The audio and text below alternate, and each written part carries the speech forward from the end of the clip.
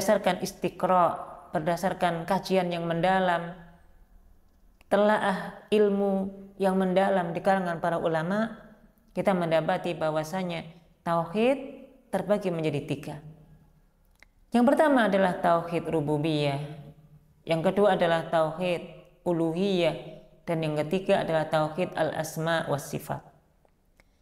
Yang pertama tauhid rububiyah, maknanya adalah meyakini dengan sebenar-benarnya bahwasanya Allah Subhanahu wa taala satu-satunya pencipta alam raya ini. Allah Subhanahu wa taala lah yang mengatur alam semesta ini. Allah Subhanahu wa taala yang memberi rizki. Allah Subhanahu wa taala yang menghidupkan. Allah Subhanahu wa taala yang mematikan. Inilah hakikat tauhid rububiyah. Kita mengimani bahwasanya tidak ada pencipta yang mencipta semua makhluk yang ada di muka bumi ini kecuali Allah Subhanahu wa taala. Yang menciptakan langit Allah Subhanahu wa taala, yang menciptakan bumi, gunung, daratan, lautan, manusia, tumbuh-tumbuhan, hewan, semua makhluk Allah Subhanahu wa taala. La khaliqa illallah, tidak ada pencipta kecuali Allah Subhanahu wa taala. Bagian dari tauhid rububiyah tidak hanya sekedar kita mengimani Allah yang mencipta, tapi Allah Subhanahu wa taala juga yang memiliki semua makhluk yang ada di muka bumi ini. Kita manusia hakikatnya milik Allah Subhanahu wa taala. Sehingga ketika ada orang yang meninggal dunia, kembalinya ruh kepada Allah Subhanahu wa taala, maka selalu yang kita ucapkan adalah kalimat istirja, inna lillahi wa inna ilaihi rajiun. Sesungguhnya kita milik Allah Subhanahu wa taala dan kita akan kembali kepadanya. Karena memang kita milik Allah Subhanahu wa taala. Semua alam raya ini milik Allah Subhanahu wa taala. Semua yang ada di langit, yang ada di udara, yang ada di daratan, yang ada di air, semuanya milik Allah Subhanahu wa taala. Termasuk bagian dari tauhid rububiyah adalah kita mengimani bahwasanya yang mengatur semua alam, semua makhluk Allah Subhanahu wa taala.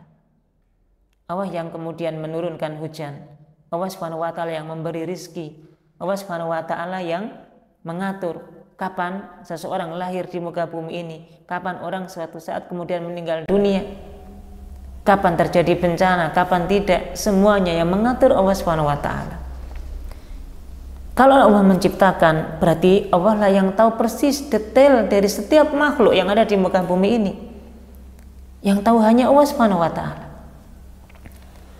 Maka Allah tahu berapa jumlah daun-daun yang ada di pohon, di seluruh makhluk atau di seluruh muka bumi ini.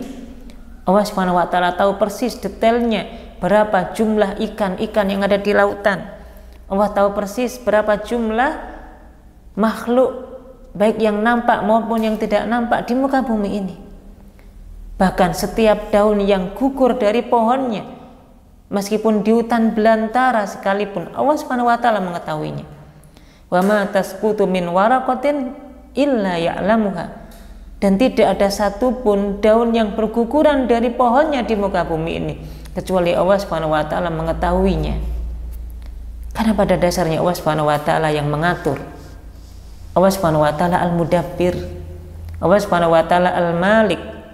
Dialah zat yang memiliki, dialah zat yang maha mengatur alam semesta ini. Maka tauhid rububiyah kita bisa dapati dalil-dalilnya dalam Al-Quran. Misalnya firman Allah Subhanahu wa taala, Allah menyampaikan, innallaha lahu mulkus samawati wal ard yuhyi wa yumitu wa ma lakum min dunillah min waliyyin wala nasir. Sesungguhnya milik Allah Subhanahu wa taala semua kerajaan yang ada di langit maupun yang ada di bumi. Yuhyi wa yumit, Allah Subhanahu wa taala yang menghidupkan, Allah yang mematikan. Wa ma lakum min dunillah min waliyyin wala nasir. Dan sekali-kali tidak ada pelindung dan penolong bagimu selain Allah Subhanahu wa taala. Ayat ini menegaskan kepada kita hakikatnya yang memiliki kerajaan langit dan bumi, yang menguasai langit dan bumi Allah Subhanahu wa taala. Yang bisa menghidupkan, yang bisa mematikan Allah Subhanahu wa taala. yang mengkehendaki kapan lahirnya seseorang, kapan wafatnya seseorang, Allah Subhanahu wa taala. Manusia tidak mampu untuk melakukan hal tersebut. Inilah hakikatnya tauhid rububiyah. Demikian pula kita dapati di dalam Al-Qur'an, di dalam surat Luqman ayat yang ke-25, Allah Subhanahu wa taala menyampaikan, wala in sa'altahum man khalaqas samawati wal ard la yaqulunna Allah.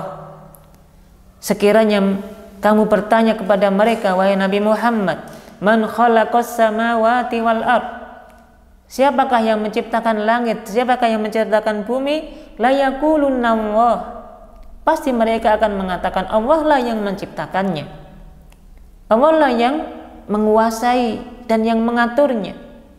Qul alhamdulillah, katakanlah wahai Nabi Muhammad, segala puji bagi Allah Subhanahu wa taala. Bal aksaruhum la ya'lamun, hanya saja kebanyakan dari mereka tidak mengetahui. Masyarul muslimin, maka inilah hakikat tauhid uluhiyah atau tauhid rububiyah. Kita mengisahkan Allah Subhanahu wa taala bahwasanya satu-satunya zat yang mencipta, yang menguasai dan yang memiliki alam semesta ini hanyalah Allah Subhanahu wa taala.